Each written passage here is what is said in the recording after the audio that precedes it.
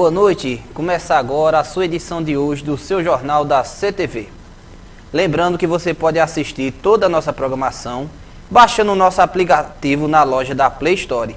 Basta procurar por CTVPB. Lembrando que é apenas para aplicativos Android. Você também pode ser um assinante da Gigo TV. Nossa programação também pode ser assistida 24 horas por dia através do site www.ctv.com.br e no site deolhosnatv.com.br. Lá, além de vários outros canais, você fica por dentro de toda a nossa programação. Bem, começamos hoje com uma notícia triste. A Paraíba está de luto, pois perdemos o senador e ex-governador da Paraíba, José Maranhão. Ele teve diversas mudanças em seu quadro clínico. Chegou a ser entubado e extubado várias vezes, mas sempre na UTI. Mas nos últimos dias, seu quadro clínico havia piorado. A informação de sua morte foi confirmada por familiares. José Targino Maranhão nasceu em Araruna, no Agreste Paraibano, em 6 de setembro de 1933. Filho de Benjamin Gomes Maranhão, ex-prefeito de Araruna, e de Benedita Targino Maranhão. Começou a carreira política ainda jovem, com 22 anos, quando, em 1955, assumiu pela primeira vez o cargo de deputado estadual da Paraíba pelo PTB, partido em que ficou até 1967, quando mudou para o MDB. Ocupou o posto por 4 mandatos consecutivos e saiu em 1969, num período o então senador Ronaldo Cunha Lima. Houve um racha interno para saber quem seria o candidato do PMDB ao governo daquele ano. Maranhão venceu a disputa interna e depois foi reeleito com mais de 80% dos votos válidos. Em 2002 foi eleito senador e tentou ser governador novamente em 2006, mas perdeu a disputa para Cássio Cunha Lima, filho de Ronaldo. A chapa de Cássio, no entanto, foi cassada em 2009 e Maranhão assumiu o cargo de governador. Tentou se reeleger em 2010, mas perdeu para Ricardo Coutinho. 2 anos depois foi candidato a prefeito de João Pessoa, ficando em 4º lugar na disputa. Em 2014 foi eleito senador e se licenciou para tentar o cargo de governador em 2018, mas ficou em 3º lugar. Muito obrigado, senhor presidente. Muito obrigado, senhor senador. É lamentável ter que anunciar a cada dia novas vítimas do Covid-19. Nossos sinceros sentimentos a amigos e familiares. Segurança. Homem tem moto furtada por assaltantes a pé em estrada da zona rural de Monteiro. Um assalto aconteceu nesta segunda-feira na zona rural do município de Monteiro. 2 homens armados e a pé em uma estrada do sítio Tingui abordaram a vítima e anunciaram o assalto. Levaram sua motocicleta e também um aparelho celular. A polícia tentou localizar os bandidos, mas até agora ninguém foi preso. O caso foi registrado na 14ª Delegacia Seccional da Polícia Civil de Monteiro.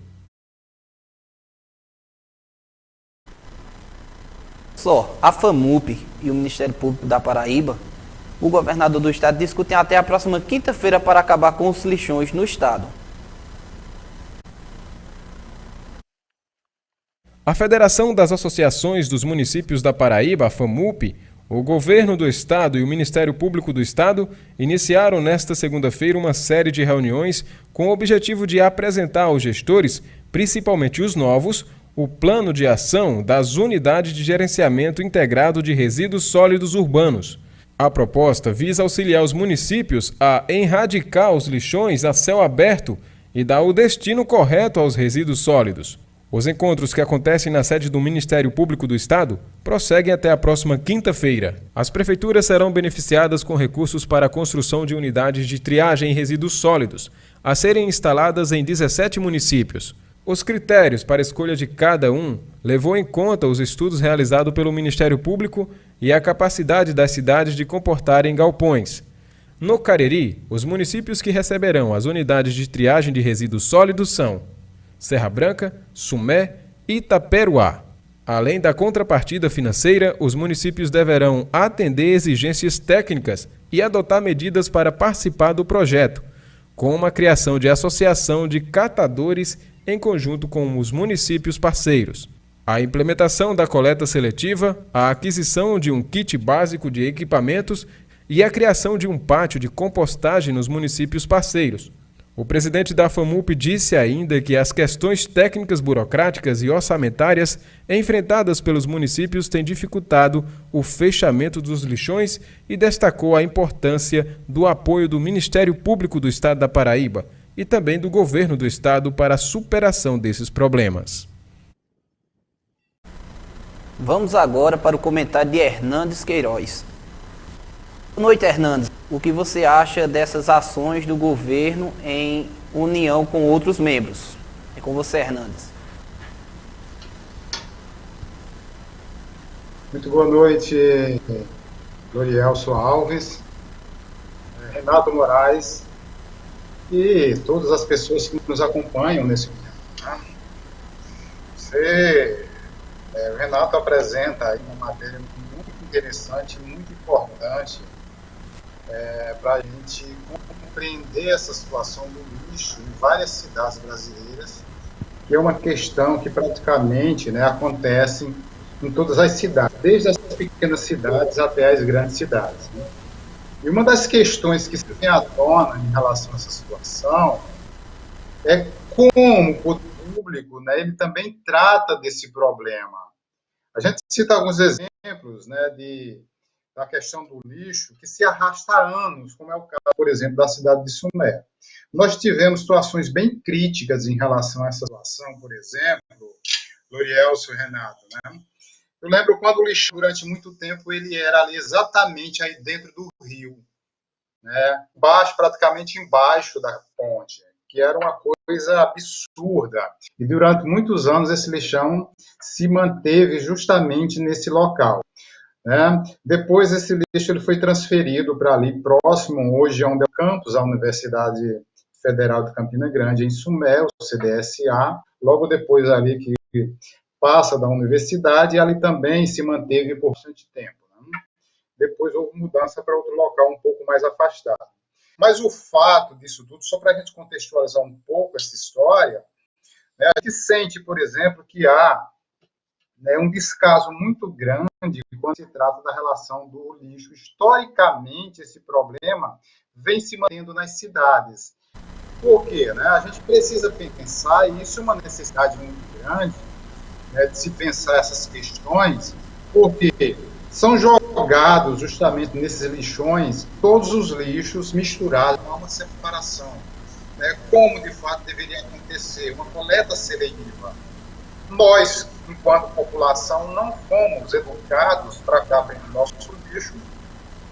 Isso era uma coisa que todos nós deveríamos fazer dentro do próprio espaço doméstico, para que, quando os coletores parassem, já tivesse essa separação.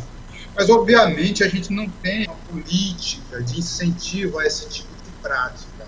Então, a tendência mais forte que acontece é justamente esse lixo ser misturado, resíduos, por exemplo, plástico, vidro, lixo hospitalar, que é um dos mais problemáticos que tem, porque isso pode acarretar, inclusive, várias doenças para aquelas pessoas que vão catar o lixo.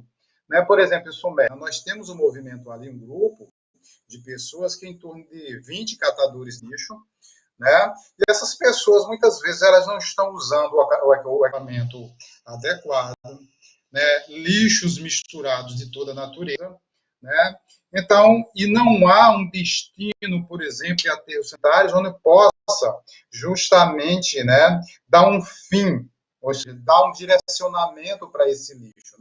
Então, a gente sente que algumas iniciativas recentemente começam a acontecer.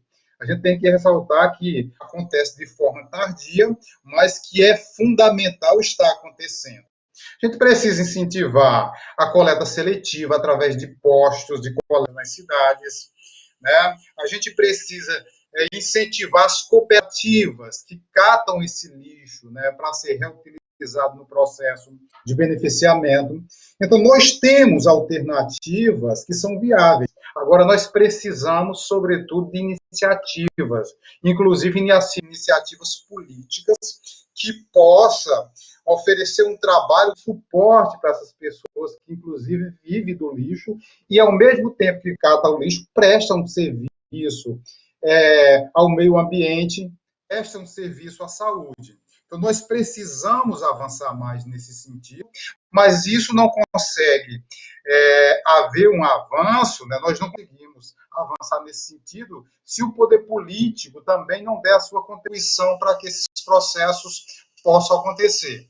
Eu digo que o lixo é um problema de todos nós, políticos, sociedade civil, instituições, que devem assumir esse compromisso para pensar de que forma nós, cada um de nós, somos responsáveis pelo próprio lixo que produz, mas, ao mesmo tempo, a gente precisa ter alternativas que sejam viáveis para que esse lixo seja direcionado de forma responsável, que possa causar menos danos ambientais, menos danos à saúde das pessoas. Então, não dá para se pensar esse problema, Loriel, de forma isolada.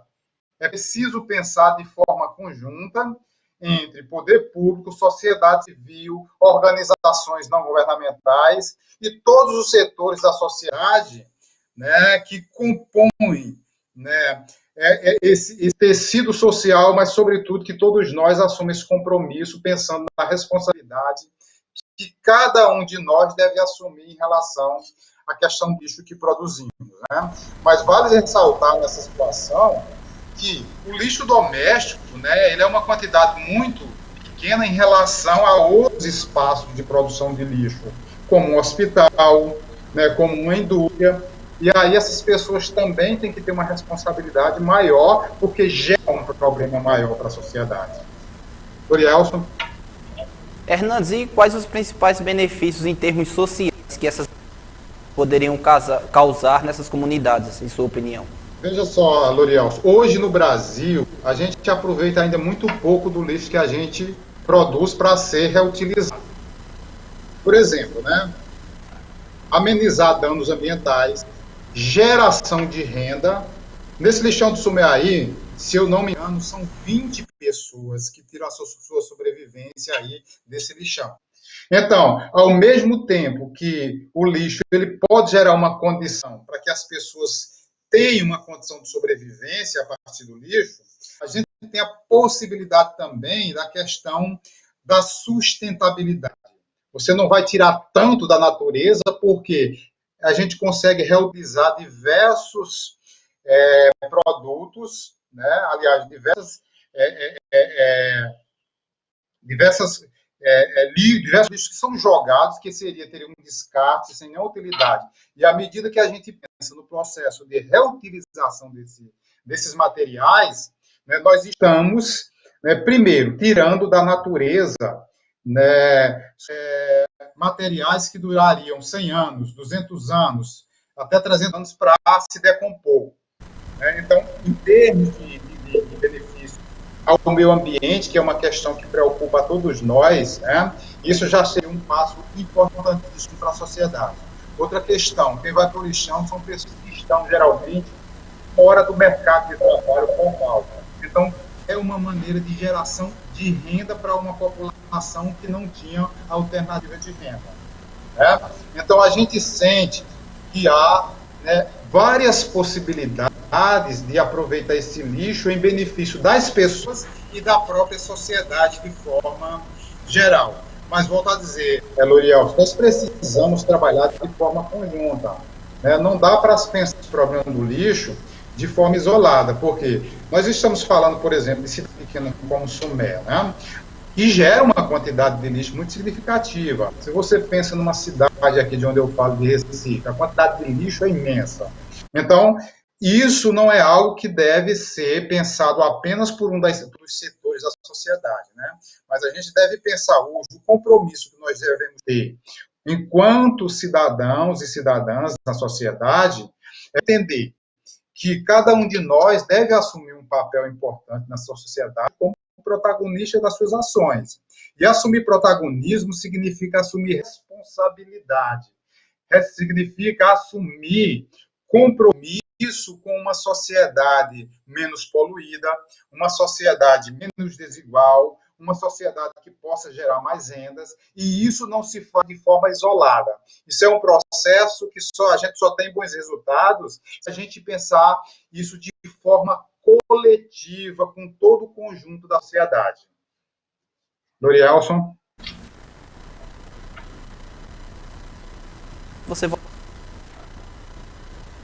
Seguindo para mais notícias, agora da cidade de Monteiro, a Defensoria Pública recorre ao STF contra a condenação de mulher acusada de furtar pedaço de queijo em padaria em Monteiro. Após o ministro do STJ negar recurso à mulher acusada de furtar um pedaço de queijo no valor de R$ 14 em uma padaria no município de Monteiro, no último sábado, dia 6, a Defensoria Pública do Estado entrou com novo recurso para pedir o trancamento do inquérito policial no Supremo Tribunal Federal, o STF, onde o desembargador João Benedito da Silva negou o pedido para trancamento da ação por defender que não houve ilegalidade na prisão da mulher. Ela foi solta, mas cumpre medidas cautelares com o compromisso de comparecer aos atos processuais e a necessidade de prévia comunicação em caso de mudança de endereço. O defensor público do caso disse que no mesmo dia entrou com novo recurso da decisão. O defensor ainda disse que, se não der certo, vai aguardar se o Ministério Público da Paraíba irá oferecer a denúncia ou não. O caso ocorreu no último dia 24 em uma padaria da cidade no município de Monteiro, onde a mulher que furtou o pedaço de queijo de R$ 14 ficou quase 48 horas presa na delegacia de polícia. Ela foi solta após a Justiça conceder liberdade provisória com o cumprimento de medidas cautelares. Voltamos aos comentários de Hernandes Queiroz agora para falar um pouco sobre esse fato. E aí, Hernandes Queiroz, o que você acha de toda essa situação? Lorielson, eu lembro que a gente, Renato, trouxe essa matéria, né, acho que semana passada, e nós comentamos a respeito dessa situação, né? E o que eu penso em relação a uma situação como essa é porque eu penso que a justiça ela deve olhar de forma atenta para cada tipo de delito que acontece na sociedade. Eu me reporto muito a essa situação que eu digo, né, que eu acho que uma pessoa furta um pedaço de queijo para se alimentar, para saciar a sua fome, eu não considero que essa pessoa deve ser tão penalizada, né? Porque a questão da fome é uma necessidade de sobrevivência, embora seja um ato ilegal, mas, por exemplo, Lorielson, né? Eu imagino, por exemplo, né, se a gente comparar determinados delitos que são considerados criminosos ou não na sociedade, é uma diferença muito significativa entre você sofrer um assalto com arma armada e uma pessoa que entra numa padaria, que pegou um pedaço de queijo para tentar saciar sua fome. Nós vivemos num país, embora nós sejamos um dos maiores produtores de alimentos do mundo, boa parte da sua população não consegue ter o básico para sobreviver, né? Então, a questão da fome no Brasil atinge uma parcela da população muito alta, e passar fome certamente não é algo que é muito bem-vindo na vida das pessoas, né? Eu lembro muito de uma frase do Betinho, né, sociólogo, que foi um grande idealizador de diversas campanhas contra a fome no Brasil, e ele dizia: quem tem fome tem pressa, quem tem fome tem urgência. E um caso como esse, por exemplo, né, um pedaço de queijo onde a pessoa tenta, né, saciar a sua fome, eu penso que a justiça ela é feita pelos homens e mulheres, né? E eu penso que a justiça, em diversas situações, ela deve ser dialogável, deve ser, inclusive, questionada em diversas situações, porque o ser humano ele não está passivo de interpretações equivocadas, ele não é passivo de interpretações injustas. Então, a gente precisa analisar cada caso com bastante atenção, e o caso dessa senhora que furtou um pedaço de queijo, eu acho que deve ser uma pena, né? Deve ser algo que está a ser observado, né, e julgado, né, com bastante cautela, né, e com uma certa sensibilidade. Eu penso com alguém com fome, eu penso muito o olhar que a gente tem para uma pessoa que não tem o que comer. Né? E além disso, à medida que uma pessoa, né, talvez no ato de desespero, né, haja dessa maneira, e sofra uma condenação por quem já é condenado pelo mundo, pela injustiça social pela qual essa pessoa se encontra, então não tem o que comer na própria casa, então a justiça ela deve, sim, né, olhar isso com mais atenção e olhar para um caso como esse de forma mais delicada, mais humanizada. Então, eu acho que a justiça também deve trabalhar nesse processo de humanização, não só de fazer um julgamento porque aquilo foi um ato ilícito. Nós não podemos comparar ou classificar uma pessoa como criminosa quando ela tenta furtar um quilo de comida, um pedaço de queijo ou qualquer outro alimento que possa saciar a sua fome. Eu não considero uma pessoa dessa como criminosa, que causa algum risco à sociedade. Né? Então, penso que é um caso que deve ser visto com mais atenção, com mais humanização, com mais sensibilidade. Dorielson. Muito obrigado, Hernandes Queiroz, pelo seu comentário. Seguindo para mais notícias, autoridades políticas se despedem do senador e ex-governador da Paraíba, Zé Maranhão. Homem público que dedicou sua vida ao nosso estado. A assessoria de imprensa do senador Rodrigo Pacheco, do DEM de Minas Gerais, presidente do Senado Federal, emitiu nota de pesar em nome do Congresso Nacional. O senador ainda cancelou a sessão deliberativa que aconteceria nesta terça-feira. Os prefeitos de João Pessoa e Campina Grande, Cícero Lucena e Bruno Cunha Lima, também destacaram a trajetória política de José Maranhão. Maranhão manteve sua biografia e sua alma limpa mesmo diante das incontáveis disputas políticas que travou incessantemente defendendo as cores do MDB, citou Cícero, após decretar luto oficial de 3 dias. Desde sempre, Maranhão e Ivandro Cunha Lima souberam alimentar uma amizade de décadas, com base no respeito mútuo, pontuou Bruno. No Cariri, prefeitos e autoridades políticas também emitiram nota de pesar em homenagem a José Maranhão. Vamos agora às notícias regionais com Renato Moraes. Boa noite, Renato. Boa noite, Dorielson. Boa noite a todos. Deixa eu só baixar meu retorno aqui para que a gente consiga se comunicar melhor. Pronto, Dorielson. Boa noite a você, Hernandes, a todos os que acompanham a CTV, a programação da CTV. Estamos ao vivo aqui direto dos estúdios da CTV para trazer as informações atualizadas. Só pedir para a minha produção ligar o retorno do ponto para que a Lorielson me escute melhor aí no telefone mesmo, microfone, para que a gente possa ter uma comunicação sem delay. Uma boa notícia eu gostaria de trazer para cá, aí você pode zerar o meu ponto aqui para não ficar isso, beleza. Uma boa notícia após um ano, Lorielson Hernandes, que também está nos ouvindo lá da capital Recife, a você que acompanha a programação da CTV na sua casa.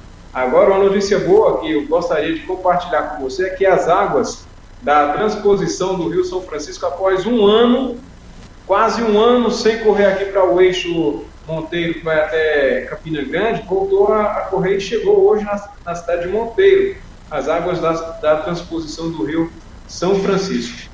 Bacana essa notícia, né? Muito bom, tem vídeo, tem muita gente comemorando essa informação que, de certa forma, nos traz muito alívio, né? Bom lembrar que a cidade de Sumé hoje vive com um deságue do açude do nosso município, mas que a região do Cariri também não estava passando desabastecimento, porque quem abastece o restante das cidades, né, é a transposição, né, isso que não estava correndo água, mas a comporta que estava aberta era a comporta do açude de Camalaú, que estava lançando essas águas sobre o rio sobre o rio Paraíba, e estava jogando para a adutora do Congo, ali nas proximidades de uma comunidade rural aqui da cidade de Sumé, que é o sítio Conceição, que estava jogando aí essa água para a população do restante das cidades do Cariri. e agora essa boa notícia, tendo em vista, né, L'Oréal, tendo em vista, Hernandes, e caros telespectadores, que nós não temos aqui uma certa promessa até o exato momento. A gente também não sou, bem que dizem a sabedoria popular, né, o período de chuva é tal ano, é tal época, a gente não sabe exatamente como é que vai ser esse ano de chuva, mas a gente está vendo que já estamos em fevereiro, já é março, a gente lembra do ano de 2020 que as chuvas começaram muito mais cedo, né? E agora a gente não tem essa pontualidade aí, a gente não tem essa previsão que possa ser que chova muito, a gente espera que chova muito, mas a gente já viu que o inverno pode não ser a mesma coisa do ano passado, que foi muito bom para a gente. Outra informação que eu gostaria de trazer para os nossos telespectadores é que, mais uma vez, já está se tornando reduto de ladrão, hein, a cidade do Congo. A Polícia Civil recupera na cidade do Congo um caminhão que havia sido roubado lá na cidade de Catolé do Rocha. Olha só, a galera tá frenética ali na cidade do Congo, roubando fora e levando para lá. Não se sabe também se trata de pessoas daquela localidade, não é isso? Uma informação boa também que eu gostaria de trazer aqui para o município de Sumé, para você que está assistindo a gente, é que a Prefeitura está com chamada pública para a compra de produtos da agricultura familiar. Para você que é produtor rural, pode entrar em contato com a Prefeitura para que você possa fazer sua venda de verduras e tudo mais.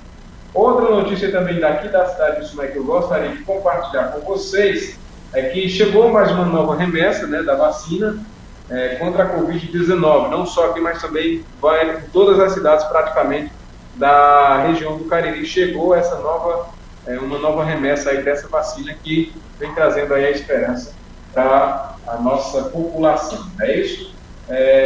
Fora isso, eu gostaria de comentar sobre o decreto que foi expedido lá no sábado com relação à questão de aglomerações em bares.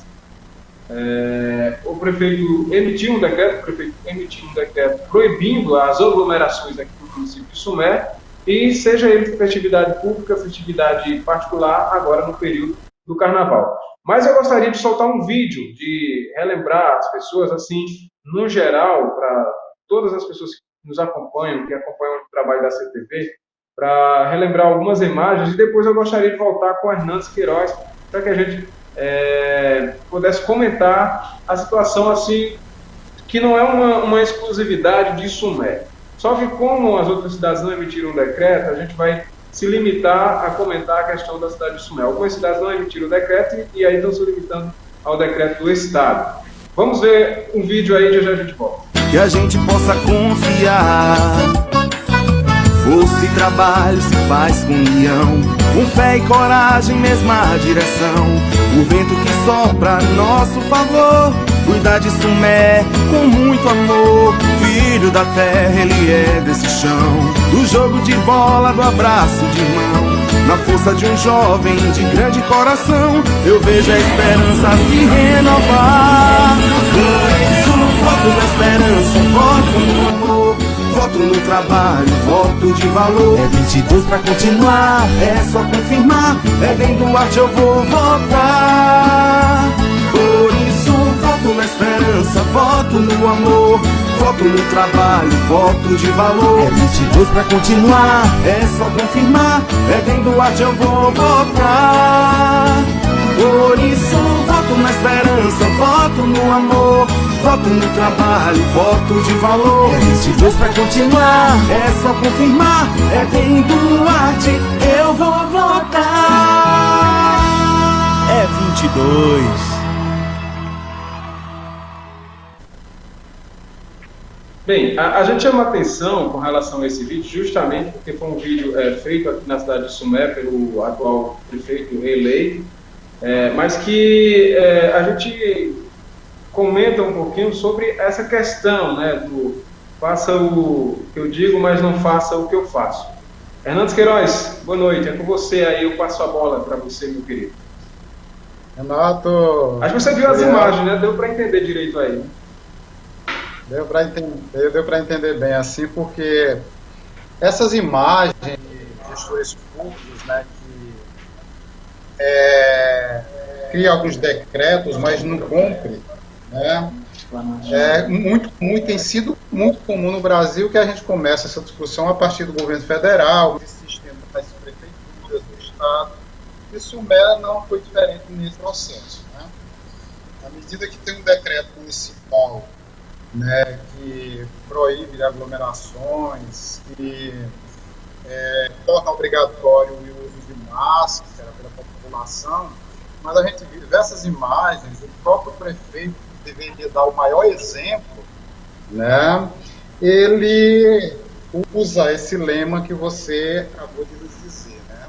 Faça o que eu mando, mas não faça, né, o que eu faço. Né? E eu tenho uma questão, Renato, em relação a isso, né, que o gestor público, né, ele deve ser o primeiro a dar exemplo. Quando uma pessoa cobra de uma sociedade determinados comportamentos, mas faz o contrário, né, ele não tem nenhuma referência de credibilidade nesse aspecto de cobrar algo das pessoas. Isso aqui não significa que nós estamos defendendo o descumprimento de normas. Não. Nós estamos fazendo uma observação de um gestor público que deveria dar um exemplo, porque quando ele vai lá, né, e discute com a sua equipe um decreto onde torna obrigatório determinados comportamentos sociais, cobrando isso de toda a população, a primeira coisa que a população vai dizer: o prefeito está nos obrigando a fazer isso, mas ele mesmo não cumpre esse decreto, como as imagens aí revelam muito bem. Esse período da campanha eleitoral, não em Sumé, mas em outros municípios, a gente acompanhou de muito perto justamente esse descumprimento, né, das normas, dos protocolos que foram adotados, inclusive pela própria gestão. A gestão cria um protocolo e a própria gestão não cumpre esse protocolo, né? Então, são questões que a gente precisa discutir mais, né? Porque se eu estou como gestor público, eu tenho por obrigação ser exemplo. Né? Cobrar uma sociedade de comportamento onde o gestor público faz o contrário, né? Aí a gente começa a questionar o nível de coerência entre o discurso e a prática dessa pessoa. Não, então é algo que a gente deve observar com bastante atenção determinados comportamentos sociais. Né? Nós sabemos que nós vivemos uma situação, um problema que atinge toda a sociedade e que cada um de nós devemos ter responsabilidade sobre essa situação.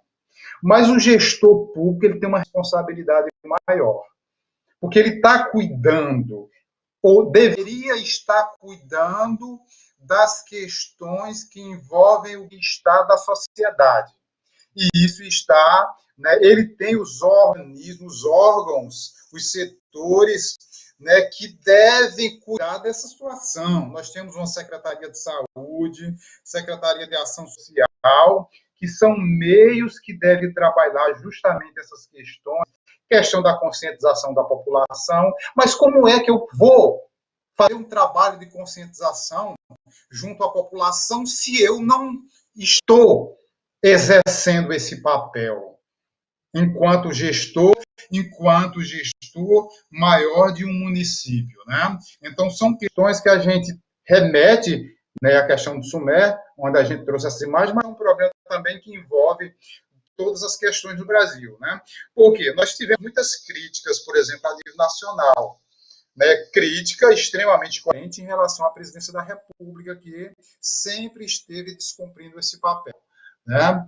Então, em relação a isso, né? Quando a gente olha essa crítica que a gente olha a nível nacional, ela deve também acontecer a nível local, né? Aquelas pessoas que estão observando, porque isso tem a ver com política pública, isso tem a ver com saúde, isso tem a ver com o processo de conscientização da sociedade que deve trabalhar em prol do bem-estar do seu povo. Né? Então, quando o gestor público ele assume essa responsabilidade, antes de tudo, ele deve ser uma pessoa que dá exemplo. Ele deve ser referência para as pessoas. Né? Não são as pessoas que devem cobrar dele, porque isso daí ele já deve ter uma atitude própria de responsabilidade e de exemplo para toda a sociedade. Renato, Dorielson. Eu vou dizer, a gente não pode comentar muita coisa com relação a esse tipo de coisa, porque tudo que a gente vai falar, a gente é taxado como uma opinião de oposição, né? Que não é bem o caso. Eu acho que a liberdade de imprensa está aqui justamente para comentar o que vem exatamente dentro dos padrões de moral, né? Assim, o que é que eu acho sobre essa questão dessa decisão desse decreto? Eu acho que o prefeito ele perdeu a oportunidade de ficar calado, porque o governo do estado ele já emitiu um decreto que proíbe essas aglomerações, que proíbe essas festas, que proíbe esses eventos públicos ou privados, né? Ou seja, então a polícia militar já está acionada na esfera estadual que esse tipo de aglomeração não pode existir, né? Mas eu acredito que o prefeito ele tinha que reforçar essa ideia. Aí eu acredito que foi um tiro no pé, beleza? Tá certo? Alterar os horários de funcionamento durante o carnaval, beleza. Eu particularmente não sou aquele carnavalesco, não sou a favor de festividades de carnaval. Mas é um decreto que eu diria assim, que a esfera estadual já tinha dito isso, e ele só fez querer, eu acho que na minha opinião, na minha modesta e simples opinião, não é uma opinião de opositor, porque quem me conhece sabe que não existe, eu não sou opositor a ninguém, mas eu acho que é uma opinião que não deveria, acho que poderia ter evitado esse desgaste para ele mesmo. Realmente é uma situação bem tensa que vivemos na cidade, né? Não só tirando o Sumé como exemplo, mas vemos uma política efervescente em plena pandemia, onde candidatos à gestão não estavam nem aí para o isolamento social.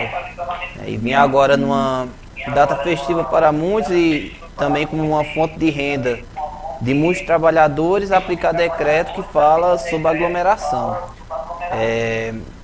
Fica-se a questão, até que ponto vai esse decreto que fala sobre aglomeração.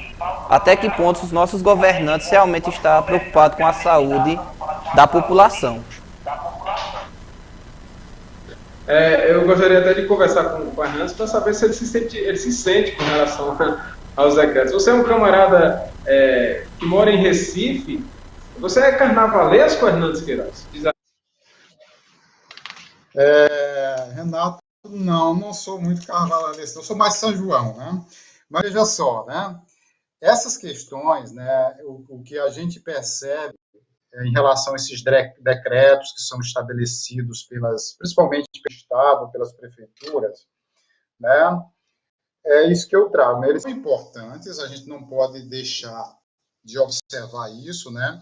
Eu coloco muito essa questão, Renato, L'Oréal, né, que infelizmente nós não temos uma população que vai agir, né, conscientemente de forma espontânea se não houver uma cobrança por parte dos poderes públicos, né?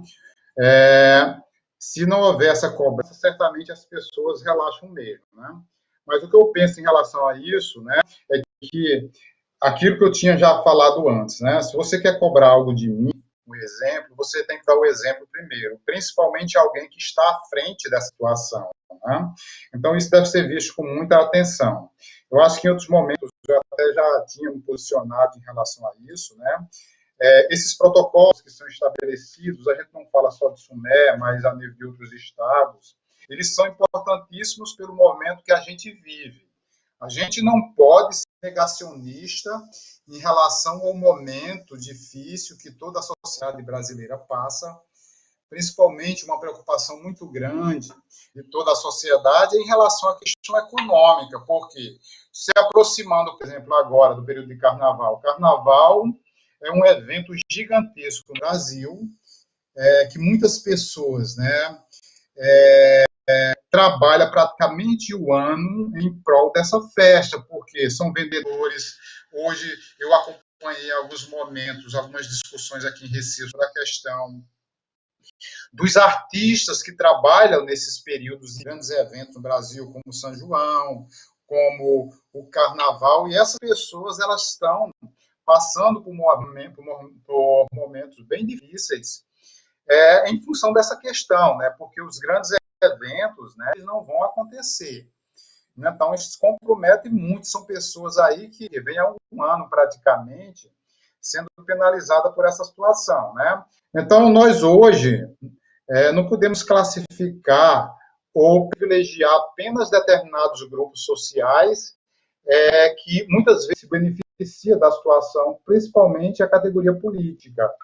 A gente deve entender, né, deve cobrar da sociedade, que já é bastante penalizada em relação a isso, mas aquelas pessoas que criam as normas, elas devem também assumir esse compromisso e dar o exemplo, né, para que a gente possa, todos nós, assumir um compromisso, né, para que a gente possa superar essa situação o mais rápido possível, que não vai ser tão rápido ainda, mas também se cada um de nós não der a sua contribuição dentro das suas possibilidades, as coisas ficam bem mais difíceis ainda de serem superadas, né? Isso começa pelo poder público, se estende para a sociedade, o poder público vai ter esse papel de, né, criar meios de tentar resolver o problema. É para isso que as pessoas elegem, né, um político, justamente para assumir esse compromisso em defesa dos interesses da sociedade, e que essa sociedade, eu não falo de uma ou duas pessoas ou do grupo político do prefeito, mas eu falo da sociedade em sua completude, todos os tecidos sociais, quem votou e quem não votou no político, né? Mas é um trabalho que deve estar em prol de todo o conjunto da sociedade, né? Então, isso deve ser feito com bastante responsabilidade, né? Renata, Lorialson. Pois sabe as palavras do professor Hernandes.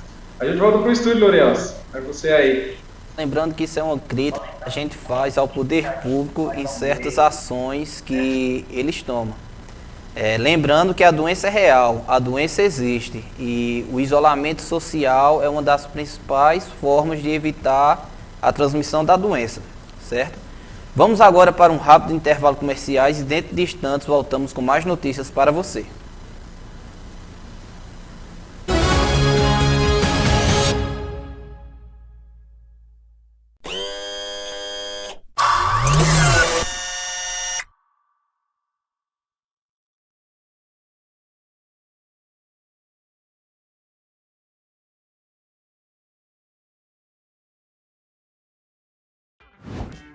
Você gostaria de assistir televisão por um aplicativo que funcione em seu PC, Smart TV ou celular? Que você assista a canais e conteúdos para você e sua família? Que tenha um preço que caiba no seu bolso e ainda seja 100% legal? Venha conhecer a Gigo TV, a primeira televisão por assinatura via internet do Brasil. Aqui você assiste esporte, notícias, desenho e novelas em qualquer lugar do Brasil. E precisa somente de uma conexão de internet. Visite nosso site e conheça! Vai produzir o seu conteúdo e não sabe como fazer e nem quer ter dor de cabeça? Procure a RM Comunicações, uma ilha de produção pronta com tudo o que você precisa. Câmeras em Full HD, estúdios já preparado com iluminação apropriada, imagens aéreas e equipamentos para transmissão ao vivo. Os melhores profissionais e equipamentos de ponta para não atrasar sua produção. Salas climatizadas e uma aconchegante recepção. Entre em contato agora mesmo e solicite o orçamento. Supermercado e Avícola Central. Beleza. Supermercado e Avícola Central. Preço baixo, qualidade e aqui não tem nada igual. Supermercado e Avícola Central. Melhor preço, sortimento, líder no atendimento, aqui é sensacional. É o supermercado da família do povão. Tem história e tem valor e também é tradição. Ó meu amigo, meu colega cidadão, se averte, venha logo, compre tudo é do montão. Supermercado e Avícola Central, preço baixo e qualidade e aqui não tem nada igual. Supermercado e Avícola Central, líder no atendimento, aqui é sensacional. O que precisa você pode procurar, hortifruti, frigorífico, venha logo aproveitar. Nós atendemos em Sumé e região, aqui arrebenta mesmo, é a boca do patrão, não tem nem comparação. Supermercado e Avícola Central, beleza!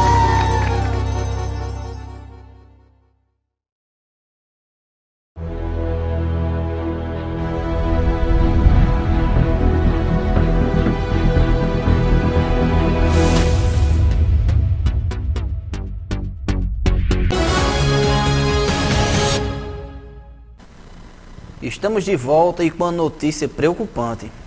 Médico é preso suspeito de importunação sexual contra paciente em Caruaru.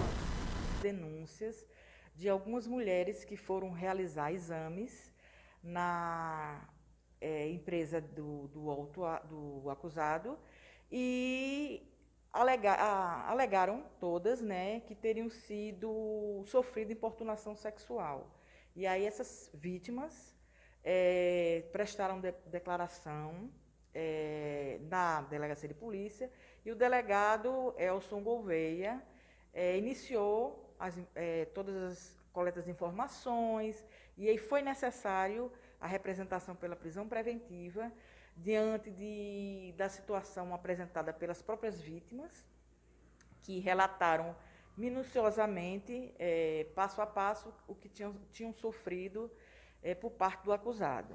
E esse mandado foi cumprido e ele está aqui preso, irá ser interrogado, será recolhido ao presídio e, concluídas as investigações, o inquérito será remetido à Justiça. Delegada Rita de Cássia, para a população entender melhor, oportunação sexual, era o que era que ele fazia com essas mulheres? Ele aproveitava a situação em que elas estavam ali, realizando o exame naquelas máquinas, né, ressonância, esses exames, e eles chegou a palpar as vítimas, a alisar, a fazer toques íntimos com as vítimas, sem nenhuma justificativa, e além de manter conversas, fazer perguntas da vida muito pessoal, com relação ao relacionamento dela com o marido, e se ela iria fazer mais cirurgia e fazer elogios, né? Há algumas que já tinham feito uma cirurgia estética, mas o de mais grave foi realmente que ele chegou a consumar, no sentido que ele fez toques, né, nessas vítimas. E aí constrangeu, né, atingiu as mesmas na sua liberdade sexual, e por esta razão ele está respondendo ao inquérito pelo crime de importunação sexual. Delegada Rita de Cássia, quantas mulheres aproximadamente foram ouvidas nesta delegacia? Foram denúncias de 4 vítimas e a gente acredita que possam existir mais vítimas na medida em que a sociedade tenha um conhecimento, né, do que aconteceu. Essas 4, inclusive, uma delas quase que, né, não tem coragem de prestar, né, uma denúncia, mas foi orientada pelo próprio marido a fazê-lo, né? Então, é uma situação que a mulher fica muito constrangida e algumas pessoas que sofrem isso, elas não têm logo de imediato coragem de procurar a ajuda, de denunciar, né? Então, a gente acredita que tenham mais vítimas desse comportamento, né, ilegal, errado do acusado e que possivelmente poderão procurar. Bom, agora vamos às últimas notícias locais com Renato Moraes.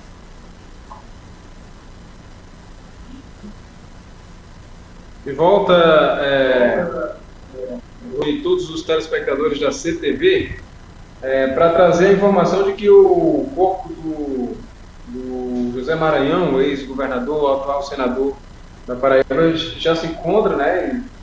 Primeiro ele vai passar por uma cerimônia na Assembleia, depois ele vai para a sua cidade natal, como já vem sendo repercutido aí nas mídias do nosso estado.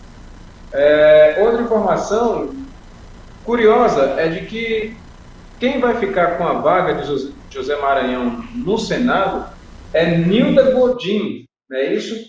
E o interessante, mais ainda, é que ela é mãe de veneziano, outro senador da Paraíba, né? Então ela vai dividir aí a bancada com o seu próprio filho lá em Brasília, a vaga do saudoso agora José Maranhão.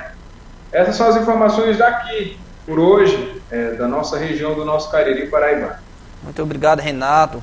Gostaria de agradecer a você e pedir para você se despedir do nosso público por hoje e também ao nosso comentarista Hernandes Queiroz. Ok, eu agradeço a você, Lorielson, parabéns aí pela foto na bancada, eu estou vendo aqui você nos monitores da CTV, você está muito elegante, meu querido, não poderia deixar de de fazer esse registro para você. E também o nosso queridíssimo Hernandes também, muito obrigado pela essa colaboração de sempre. A gente está trilhando esses primeiros passos, a gente está começando, né? Tem muita coisa boa que vai vir aqui na programação da CTV. A gente pede um voto de confiança ao nosso telespectador, você que acompanha as nossas redes sociais.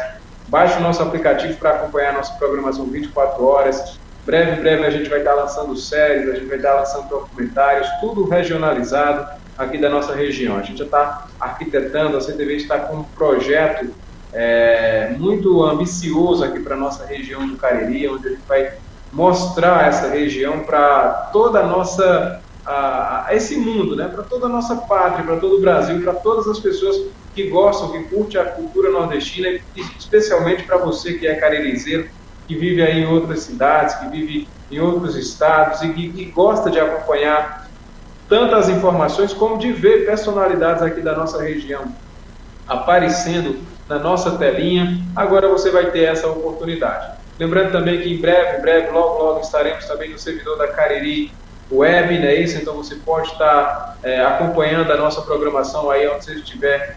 Para quem tem um servidor Cariri Web, ser assinante da TV da Cariri Web, né? E poder aí usufruir de vários outros canais. A CTV também será mais um que estará na grade, junto com o Globo, SBT e todos os grandes canais da grande mídia nacional também. Obrigado a você. Amanhã o Jornal da CTV está de volta.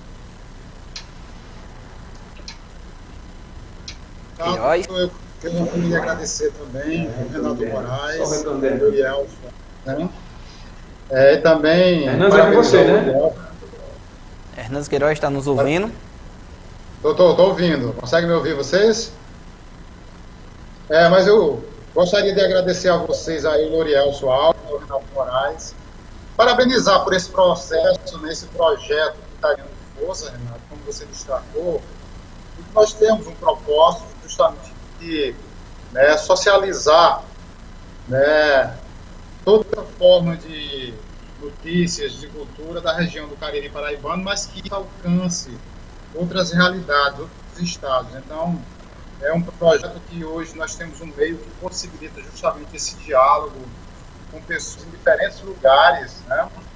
E eu digo sempre, né? Você é um empreendedor, você é uma pessoa ousada, né? E que tem, de fato, né, levantado essa bandeira da comunicação na região do Cariri paraibano e tem feito isso com muita propriedade, né? Com muita responsabilidade, né? A gente fica feliz por estar discutindo, dialogando e, de certa forma, dando uma colaboração para que a gente possa dar andamento a esse desejo nosso, né, que é um desejo de toda a população da região, um desejo de Sumé, não só um desejo da CTV-PB, né, mas é um desejo da população que a gente possa utilizar esse instrumento de comunicação como uma maneira de apresentar a nossa região para outras realidades que ainda não tiveram a oportunidade de conhecer, né? E a CTV certamente é um dos caminhos para que a gente possa alcançar essa nossa proposta. Muito obrigado, Hernandes Queiroz, muito obrigado, Renato Moraes. E essa foi a nossa edição de hoje do nosso Jornal da CTV. Só lembrando que para acompanhar toda a nossa programação, você pode baixar o nosso aplicativo na Play Store. Basta procurar por CTV-PB. Ou ainda você pode ser um assinante da Gigo TV.